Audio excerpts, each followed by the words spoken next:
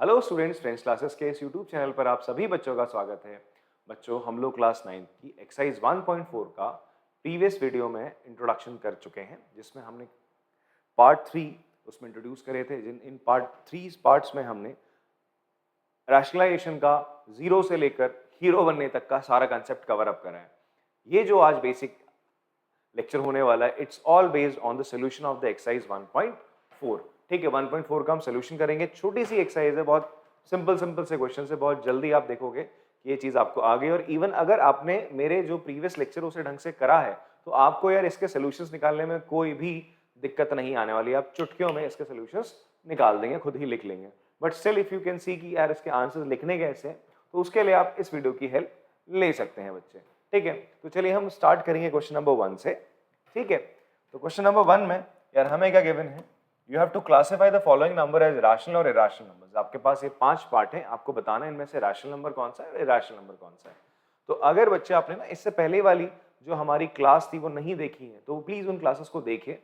उनको देखने के बाद आपको ना बहुत बेसिक सी अंडरस्टैंडिंग बनेगी और बहुत ही आपका जो बेस है 9th स्टैंडर्ड में इस चैप्टर को लेकर बहुत ज्यादा स्ट्रांग होगा। ठीक है, मैं आपको बता चुका हूँ इस चैप्टर का वेटेज अपने आप में ही बहुत ज्यादा है। जब आप देखते हो मैथ्स का पेपर आता है फाइनल का आपके हाथ में, तो वहां पे यही चैप्टर मोर देन 10 मार्क्स का होता है।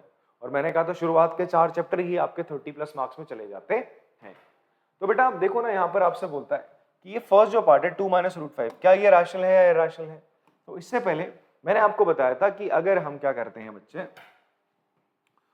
दो इरैशनल नंबर्स को ऐड या सब्ट्रैक्ट करते हैं या मल्टीप्लाई या डिवाइड करते हैं, तो होता क्या है, आपको हमेशा आंसर क्या मिलेगा, या तो इरैशनल मिलेगा या तो रैशनल। रैशनल और इरैशनल दोनों में से कुछ मिल सकता है।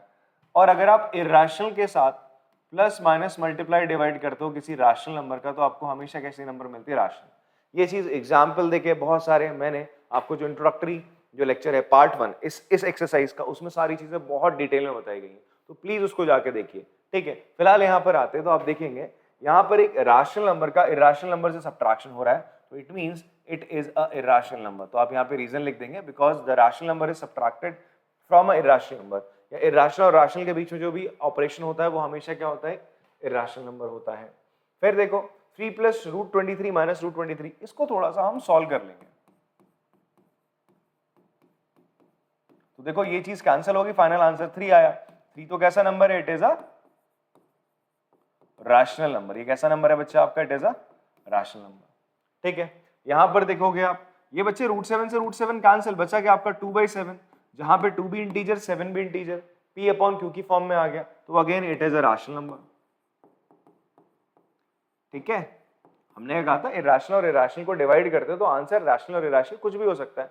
वही तो आ रहा है, रैशनल आ रहा है। इरैशनल को इरैशनल से माइनस करो तो आंसर क्या आ सकता है, इरैशनल भी आ सकता है, रैशनल भी आ सकता है। देखो रैशनल आ गया 1/√2, तो ये 1/√2 है, तो भाई ये ऐसा ही रहेगा, इसके साथ आप कुछ बदलाव नहीं कर सकते। हाँ, एक छोटा सा बदलाव ये कर सकते हो, आप इसका डिनोमिनेटर रैशनलाइज कर दोगे √2 से मल्टीप्लाई करके, तो ये कुछ इस फॉर्म में आएगा, जो कि again it is a irrational number. ये कैसा नंबर है बच्चे आपका, इरैशनल नंबर है।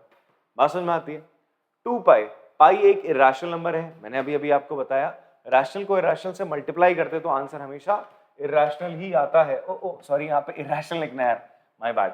तो ठीक है, इरैशनल को आप डिवाइड मल्टीप्लाई कुछ भी करते हो रैशनल के साथ, तो आंसर हमेशा क्या आता है, इरैशनल आता है। तो यहाँ पर ये आंसर क्या रहेगा बच्चे आपका, इरैशनल हो जाएगा।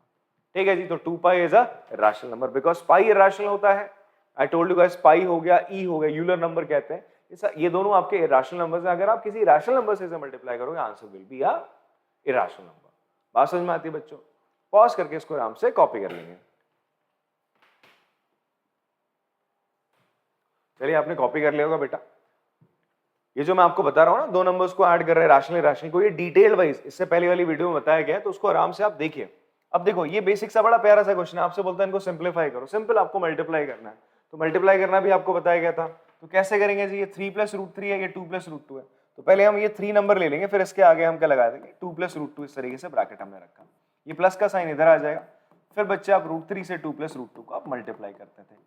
3 से आप अंदर मल्टीप्लाई करेंगे बच्चे, तो ये हो जाएगा 3 × 2 6, फिर √2 से करेंगे तो ये हो जाएगा 3√2, प्लस √3 × 2 करेंगे तो ये हो जाएगा 2√3, प्लस √3 × √2 क्या हो जाएगा बच्चे, √6। अब यहाँ पे क्या प्रॉपर्टी लग रही है, आई टोल्ड यू गाइस भाई, √a × √b क्या होता है बच्चे, √a × √b होता है √ab।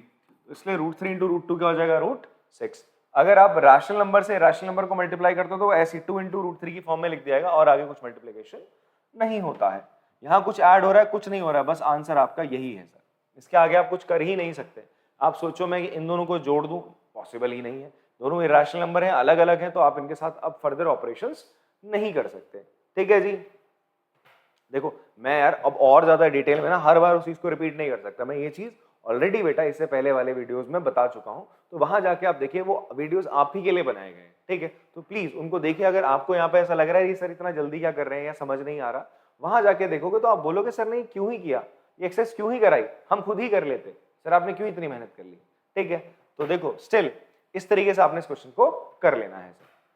आगे बढ़ते हैं, इस क्वेश्चन पे आते हैं। आपने इसको देखा, ये a plus B A minus B की फॉर्म में, तुरंत आपके दिमाग में क्लिक करना चाहिए। अब आप बोलोगे sir a plus B A minus B, अच्छा चलो इसको a मानो, इसको b मानो, तो ये a प्लस बी तो है, इसको a मानोगे, ये तो a माना था ना 3, b किसको माना था, इसको माना था, तो a माइनस बी की फॉर्म में जब इन दोनों को मल्टीप्लाई करोगे, a plus B into A minus B, एक आइडेंटिटी होती है, एक फॉर्मूला होता है, जब हम a प्लस बी को a माइनस बी से मल्टीप्लाई करते हैं तो ये सीधा किसके बराबर आता है, a square minus B square. हालांकि आप इसको सॉल्व भी कर सकते हो, आंसर यही आएगा, बट हम फॉर्मूला लर्न कर लेंगे बिकॉज हम ऑलरेडी ये चीज करा चुके हैं। जब आप इसको मल्टीप्लाई करोगे हो जाएगा 3 का स्क्वायर माइनस √3 का स्क्वायर, और 3 का स्क्वायर होता है 9 और √3 का स्क्वायर होता है बच्चे 3, √3 इंटू √3 3 होता है, तो the answer will be 9 minus 3 will be 6। तो इसका आंसर क्या आ गया 6। तो ध्यान से देखो, इरेशनल नंबर को इरेशनल नंबर से मल्टीप्लाई करने पे आंसर क्या आ रहा है, रैशनल नंबर आ रहा है। यहाँ पे इरेशनल को रैशनल से मल्टीप्लाई करने पे इरेशनल ही आ रहा है। तो अभी बताया था ना इससे पहले, इरेशनल का इरेशनल के साथ ऑपरेशन आपको दोनों चीज दे सकता है। ठीक है बच्चे, पॉज करके आप आराम से इसको कॉपी करेंगे।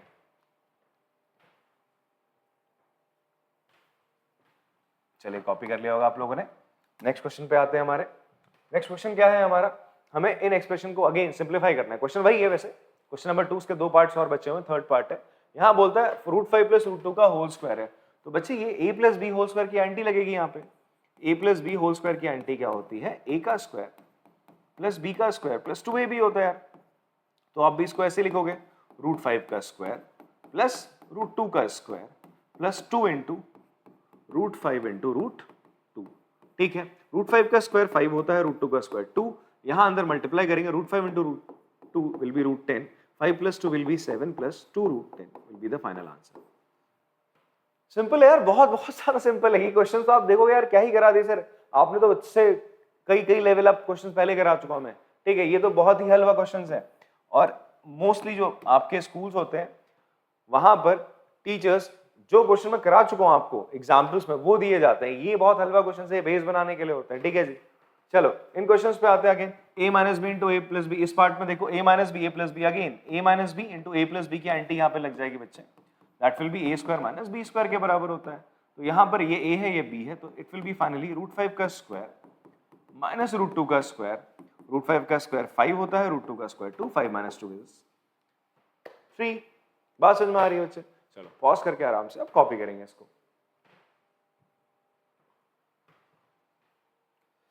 चलिए नेक्स्ट क्वेश्चन की तरफ बढ़ते हैं। हमारा क्वेश्चन नंबर 3। रिकॉल आपसे बोलता है pi is defined as the ratio of the circumference of a circle to its diameter. अच्छा, अगर ये हमारा सर्कल है बेटा और ये इसका रेडियस है, तो इसका जो सर्कमफ्रेंस ऑफ द सर्कल का फॉर्मूला आता निकल के आके आता है, सर्कमफ्रेंस ऑफ सर्कल का फॉर्मूला क्या निकल के आता है, 2 पाई r अपॉन नथिंग, 2 पाई r ही होता है। क्या होता है? 2 पाई r होता है। तो सर्कमफ्रेंस ऑफ अ सर्कल को मैं, ये देखो सर्कमफ्रेंस क्या होता है, सर्कमफ्रेंस अपने आप में एक लेंथ है। सर्कमफ्रेंस अपने आप में क्या है? लेंथ है। तो थोड़ी देर के लिए मैं इसे l मान ले, तो सर्कमफ्रेंस मतलब सर्कल की बाउंड्री बेटा, तो अपने आप में एक लेंथ है ना, ये तो डिफाइंड होगी, आपने इसको l मान लिया। अब आप इसको 2r से डिवाइड कर दो, तो ये पाई के बराबर क्या आ रहा है, l अपॉन 2r को आपने मान लिया। अच्छा, सर्कमफ्रेंस को c ले रहा है, सॉरी ये सर्कमफ्रेंस को c ही ले रहा है, तो हम भी c ले लेते हैं। चलो हमने भी c ले लिया, c, तो ये हो जाएगा c अपॉन 2r, आपका रेडियस हो गया, 2r डायमीटर हो गया, सॉरी। तो पाई की वैल्यू क्या निकल के आ रही है, ratio of circumference upon diameter. Diameter भी एक लेंथ होती है और ये भी एक लेंथ होती है।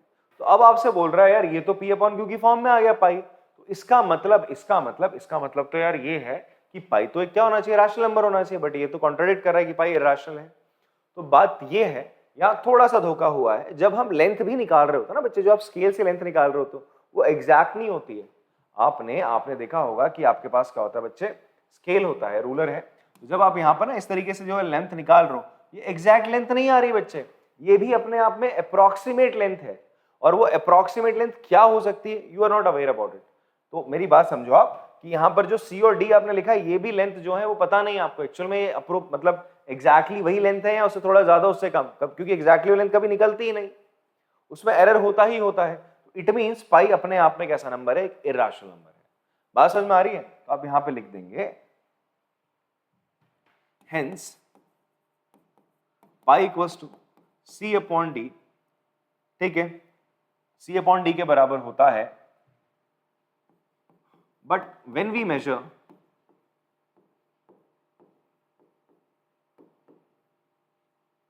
length of C and D from scale, या जैसे हम रूलर भी कहते हैं, ruler, it never gives exact length. So we take approximate values of C and D. तो हम सी और डी की अप्रोक्सीमेट ले रहे हैं वैल्यू, तो इसका मतलब पाई की exact value C upon D नहीं है, वो पाई की अप्रोक्सीमेट वैल्यू है।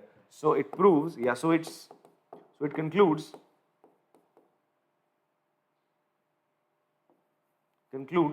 That C upon D is approximate value of pi, approximate value of pi, and so pi is a irrational number. pi एक irrational number है। आप उसकी irrationality पे कोई भी सवाल ना उठाएं, वो irrational ही है। बात समझ में आती है बच्चे? चलो इसे पॉज करके आप लोग कॉपी कर सकते हैं।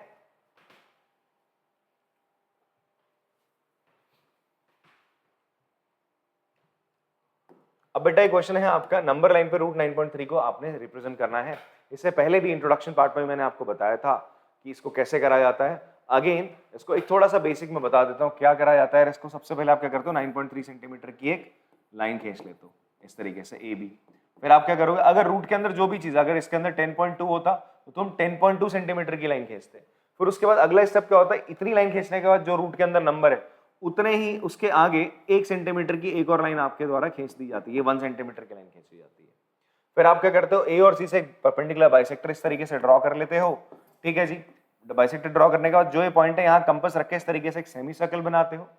सेमी सर्कल बनाने के बाद इस बी पॉइंट से, इस बी पॉइंट पे बच्चा आप क्या करोगे, अपना डी रख के इससे एक 90 डिग्री एंगल बनाओगे। इस पे अपना डी रख के 90 डिग्री एंगल, डी किसे कहते हैं बच्चे, इसे कहते हैं, ये रख के ना आप इस तरीके से अपना यहाँ पे एक 90 डिग्री एंगल बना लेंगे। बनाने के बाद जो ये डिस्टेंस है ना बेटा, यही डिस्टेंस तुम्हारा रूट 9.3 कहलाया जाएगा।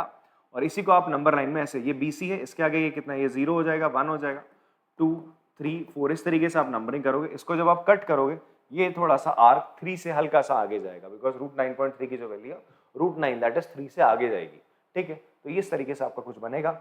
आगे आप, मैं वीडियो इसके साथ ज्वाइन कर दूंगा कि कैसे इसका कंस्ट्रक्शन करना है using paper and compass and all, तो आप उसके आगे देख सकते हो, ठीक है बच्चे। तो आराम से उसको देखना, पॉज करते रहना और बनाते रहना, कंस्ट्रक्शन करते रहना। एक होमवर्क मैं भी देता हूँ आपको कि आपको अंडर रूट 10.2 या अंडर रूट 7.7 को ड्रॉ करना है। ये दो आप ड्रॉ कर लेंगे, ठीक है। ये मेरी तरफ से होमवर्क है। चलो फिर, अच्छा बेटा, हमको ना रिप्रेजेंट करना है 9.3 को, स्क्वायर रूट ऑफ 9.3 को ऑन नंबर लाइन। तो उसके लिए देखो क्या होता है आपका, कि जब भी हम कोई नंबर हमारा रूट के अंदर होता है और वो डेसिमल फॉर्म में होता है, डेसिमल फॉर्म में होता है और उसको हमें नंबर लाइन पे रिप्रेजेंट करना होता है, देन इन दैट केस हम लोग क्या करते हैं, इस मेथड का उपयोग करेंगे। ये मैं आपको प्रीवियस जब इंट्रोडक्शन दिया था उसमें भी आपको बता चुका था। तो सबसे पहले स्टेप होता है, हम रूट के अंदर जो भी नंबर है दैट इज 9.3 है, तो उतने ही सेंटीमीटर की हम एक लाइन खींच लेंगे। अगर मान लो इसके अंदर 7.8 होता तो हम 7.8 सेंटीमीटर की लाइन खींच लेते हैं, ठीक है। तो सबसे बेसिक स्टेप हमारा जो सबसे पहला स्टेप होगा वो क्या होगा बच्चे, हम क्या करेंगे, आपका एक लाइन खींचेंगे जो कि आपका 9.3 सेंटीमीटर की होगी। तो ये हमने 0 से लेकर 9.3 तक इसको क्या कर लिया, एक्सटेंड कर दिया, ठीक है बेटा। तो ये हमारी लाइन हो गई आपका कितना, AB दैट इज 9.3 सेंटीमीटर की हमारी ये लाइन हो जाएगी, ठीक है। देन आफ्टर दैट अगर मान लो इसके अंदर कितना होता है आपका 10.2 होता तो आप 10.2 सेंटीमीटर की लाइन खींचते। फिलहाल रूट के अंदर 9.3 तो इसलिए हमने 9.3 सेंटीमीटर ही खींचा। उसके बाद हम क्या करते हैं, 1 सेंटीमीटर और लंबी लाइन खींचेंगे इसके आगे, इसी को एक्सटेंड करेंगे 1 सेंटीमीटर मोर। तो हम जी इसको 1 सेंटीमीटर और एक्सटेंड करते हैं इस तरीके से। तो आपने इसको 1 सेंटीमीटर और एक्सटेंड कर लिया। 1 सेंटीमीटर एक्सटेंड करने के बाद आप इस पॉइंट का नाम दे दो BC, या ओ नाम दे दो इसको। क्या नाम दे दिया आपने? ओ नाम दे दो, चलेगा, चलो ओ नाम दे दिया हमने।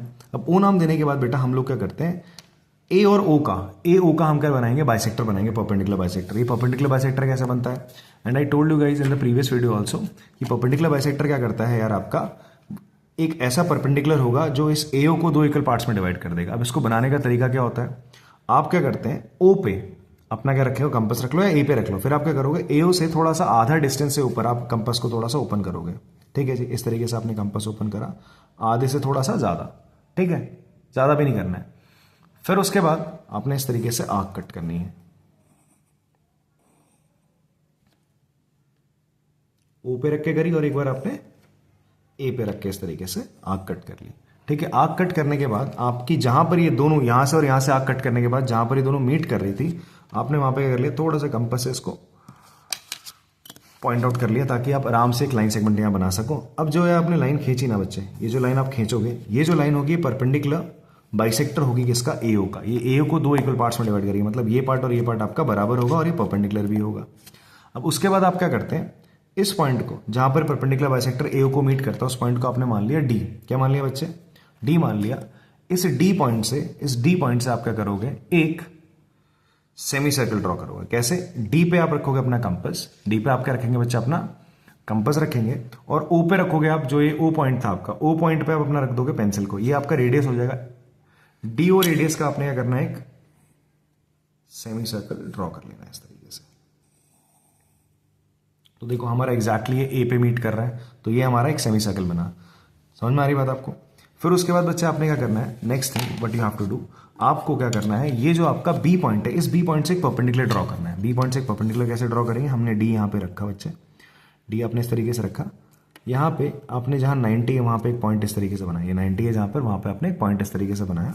अब अपना स्केल ले लो, स्केल से बच्चे आप क्या करो, इस लाइन को खींच लो। ठीक है, जब ये लाइन आप खींच रहोगे ना, तो आपको ऊपर तक नहीं खींचनी, आपको केवल वहां तक खींचनी जहां पर ये बी से जो आपका परपेंडिकुलर है कहां पे मीट कर रहा है, आपके सेमी सर्कल को। इस पॉइंट को आप नाम दे दो ई, इस पॉइंट को आपने नाम दिया ई। अब मैं आपको बताऊं, ये जो बीई है, यही एक्चुअल में आपका क्या होता है, ये जो डिस्टेंस होती है, इट इज √9.3। यही डिस्टेंस आपकी √9.3 है। बट हमें तो इसको नंबर लाइन पे रिप्रेजेंट करना है, तो हम एक नंबर लाइन बनाएंगे। कैसे?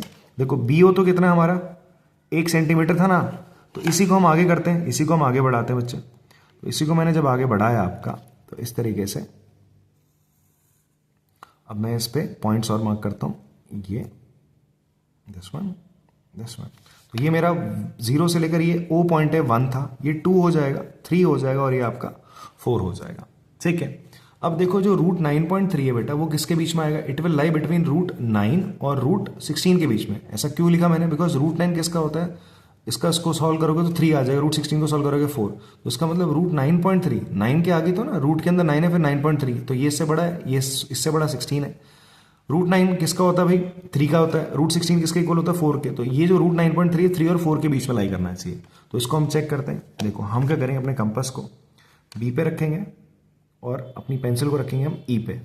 तो ये जो डिस्टेंस आएगा मेरा, ये जो डिस्टेंस आया बीई, ये डिस्टेंस है मेरा √9.3। इसको जब मैं इस तरीके से कट करूंगा, तो देखो मेरी आर्क क्या हो रही है, कट जो होगी वो 3 और 4 के बीच में हो रही है।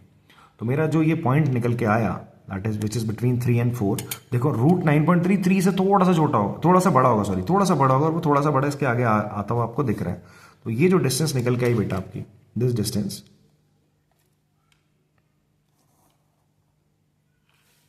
यही डिस्टेंस आपकी क्या, √9.3 आ गई। ये जो आपका पॉइंट निकल के आया, दिस पॉइंट, ये किसको रिप्रेजेंट कर रहा है, √9.3 को नंबर लाइन पे रिप्रेजेंट कर रहा है। तो अब आप लोग क्या कर सकते हो, आराम से ऐसे ही आप लोगों ने काम करना है। ठीक है, तो ऐसे ही आपको मैं होमवर्क देता हूं, आप क्या करना, √8.3 को आप लोग नंबर लाइन पे रिप्रेजेंट करना। ठीक है, चलिए फिर नेक्स्ट हम वीडियो आएगा आगे।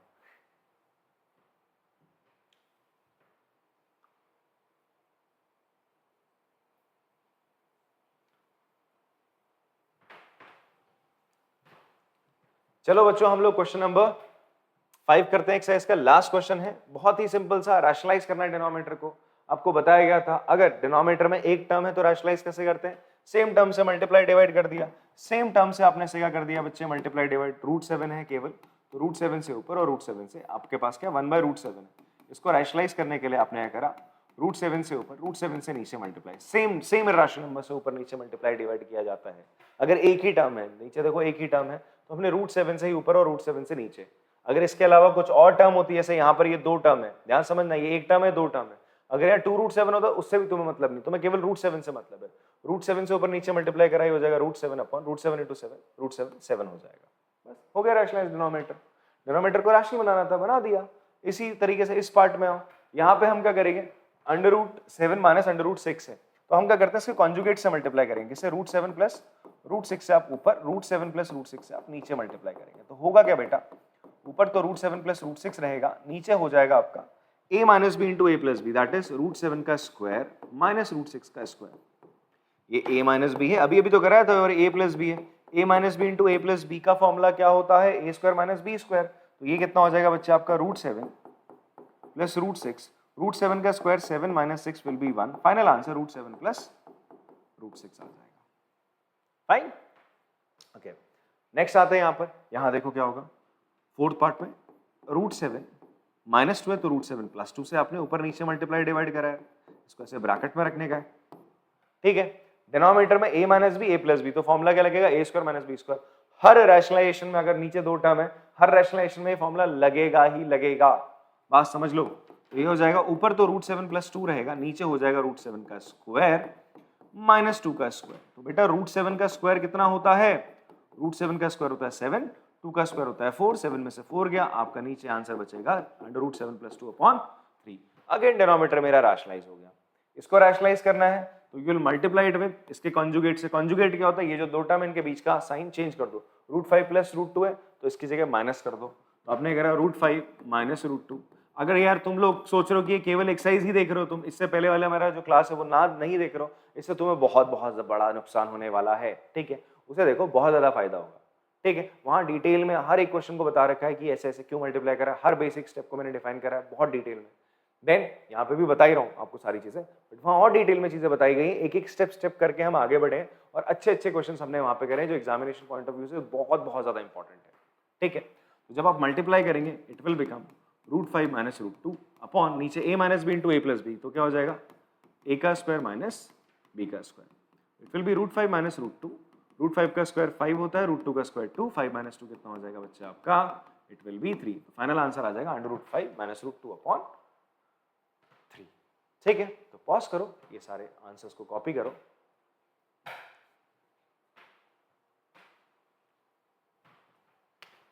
कॉपी कर लिया होगा आपने, नहीं करा होगा तो फिर से बैक कर लेना, फिर कर लेना, कोई बात नहीं। बट हाँ, इसके बाद जो होगी लास्ट एक्सरसाइज हमारी होगी, ठीक है। एक लास्ट ही लेक्चर होगा जिसमें हम लास्ट एक्सरसाइज का इंट्रोडक्शन और एक्सरसाइज दोनों एक साथ कर रहे होंगे।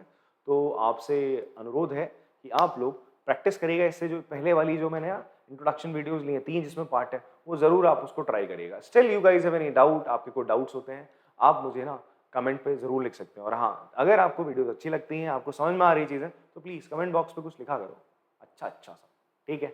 और बाकी तो नेक्स्ट वीडियो में मिलते हैं, तब तक के लिए टाटा एंड बाय बाय।